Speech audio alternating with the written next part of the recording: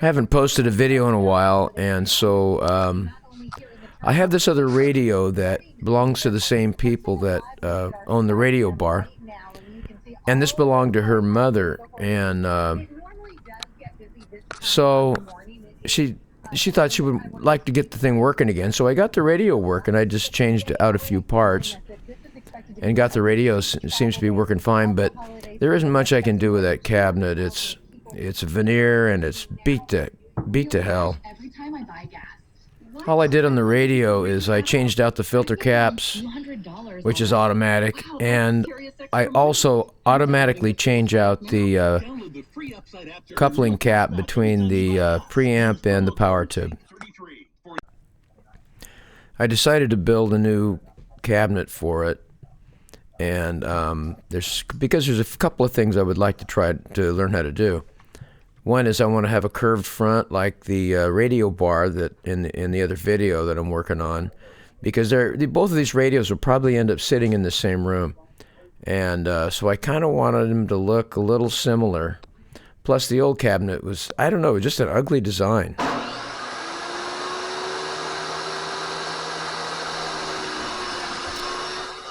If you noticed in the drawing you saw, the front is curved like that, and those have to be carved out of solid wood. So I'm doing a glue up, and I'm cutting the pieces for that right now. I rough up the sides that are going to be glued and get rid of that slick surface. So I'm going to glue these up and clamp them together. Sometimes they slide around a bit, but that's all right. These are going to get cut again anyway.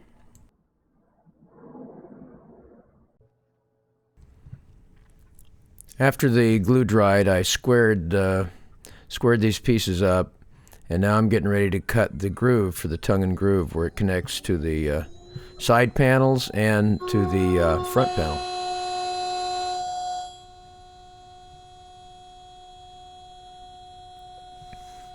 I tend to chop out a lot of this stuff when I edit.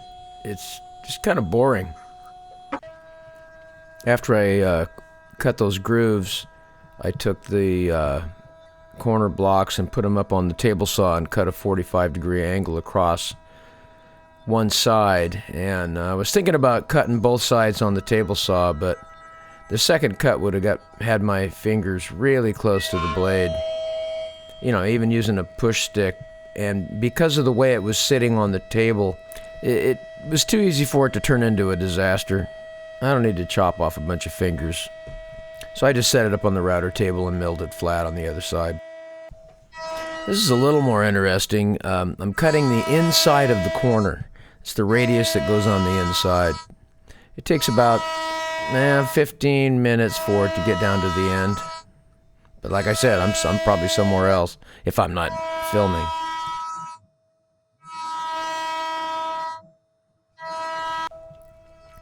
Now I'm doing the outside. So this is a 2-inch radius. And again, it takes 20 minutes or so for this to get down to the end. You can see on the sled there that I have a stop set up so that when I cut them, both of the corner blocks are the same length.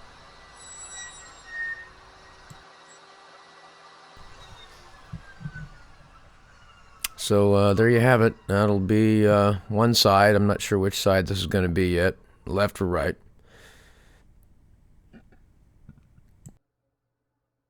Here I'm cutting the tongue for the tongue and groove where it slides into the corner block. I have to flip it over and cut both sides. After I cut the both sides of the tongue, I can test it in the corner block and see how it fits.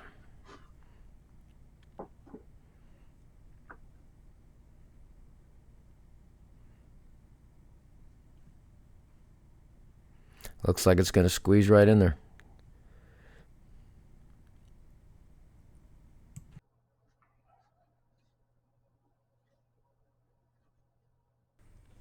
After I cut the tongue on both sides of the front panel, I can go ahead and see how this thing goes together.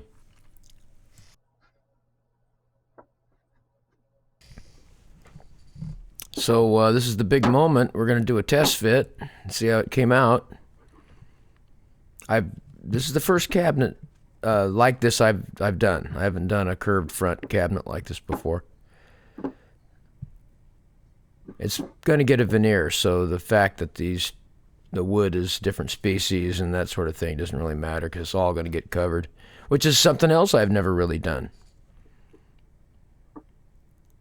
So you can get an idea how this thing is taking shape and what the front of the radio will look like.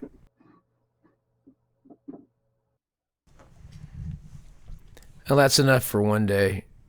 You can see how this will be the top or the bottom at this point. It doesn't matter. I haven't decided yet.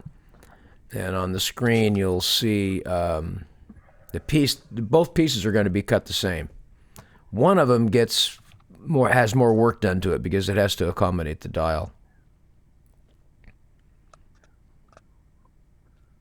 But that's what it'll look like. I'll do that on the router too. And this is the top piece where the cutout for the dial goes. This is what it looks like with the top in. And you can see where the bezel slides in at an angle. Pretty much the same as that one.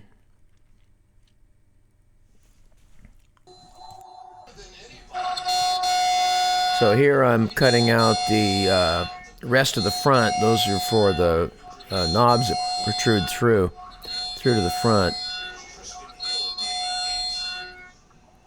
And then I got to also cut out the speaker hole. It looks like the last pass. And sometimes those cutout pieces jump. Sometimes they fly right out of there and hit you. So here I have to cut a relief for the speaker. I don't know if we talked about it before, but this speaker is mounted crooked. And I tried to find out whether or not it was in the design or what the heck the deal was, but the speaker is not mounted straight. So I have to make a relief for it, otherwise it keeps the radio from being pushed up close enough to the grill.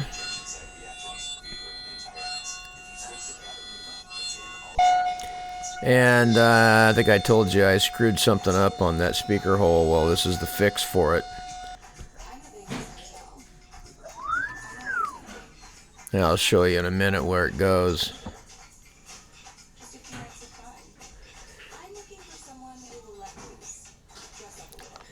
You can see this is the old cabinet. It's another flaw in this thing. They couldn't cut a big enough hole for the speaker because the metal grill that goes on the outside won't cover the hole. So they had to,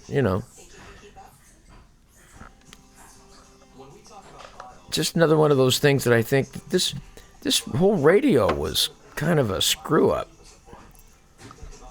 So anyway, that's the piece I had to add. I just glue it in.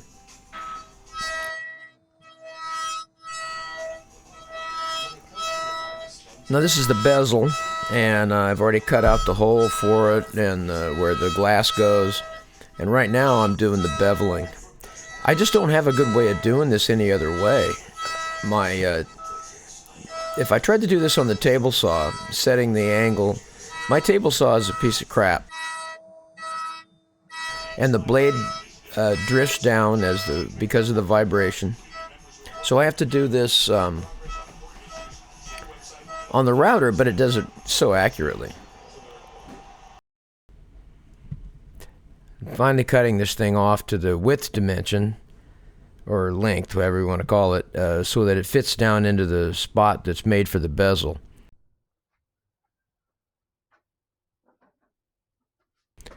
So this is the glued up and dried, and of course, because I'm a dumbass, I forgot to video the glue up.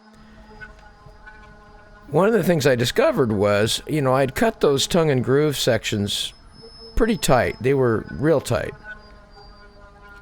So when I put glue in there, and started to push them together. Well, guess what? That wood swells up, and it was pretty hard to do. So I didn't quite get the seam that I was looking for. It's no big deal. I'll just fill it, but that's one thing I have to think about when I'm doing these is, a CNC router will make things as accurate as you want it. Well, wood doesn't need to be that accurate. Get some glue room in there. So I use, basically it's Bondo. For wood filler, it works really well. It doesn't shrink, it dries pretty quickly. I learned this from a pattern maker at a foundry.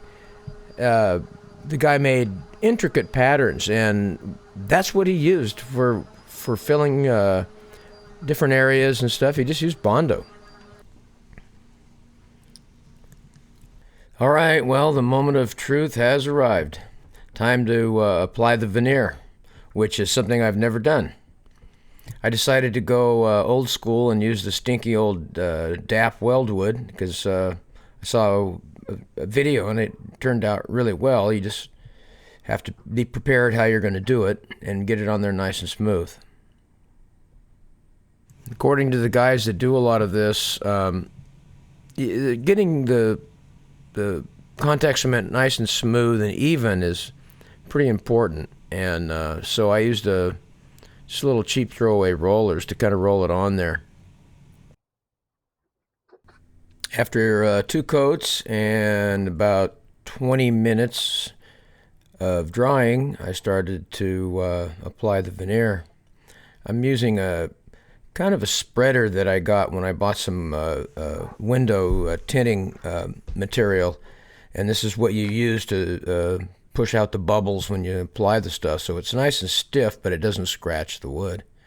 So it worked really well for pushing that veneer down tight to the glue. So I just worked my way around till I got to the other end, and I kind of went back over a few spots with the spreader to make sure that I didn't have any bubbles or anything in the surface, but I didn't really have any. Well, the next day I decided it's time to start trimming off the excess, and I watched a few videos, and this guy used a knife like this, which I didn't have, so I went and got one because the way he did it, it looked like it worked really well. This has got a blade that you can extend out, and it's more flexible, so you can kind of make sure it's nice and flat to your surface. It takes a little patience. You just got to keep making scoring marks, and pretty soon the excess just comes right off, and it leaves a really good sharp edge. And because of the thickness of the blade, you'll have just a tiny bit to sand level. Not much, though. I put the top on there off camera. This video is getting too long as it is, so I'm just getting ready to trim it. Did the same thing, just used that blade, and it just did a really good job. I was really happy with the way that worked out, especially never having done this before.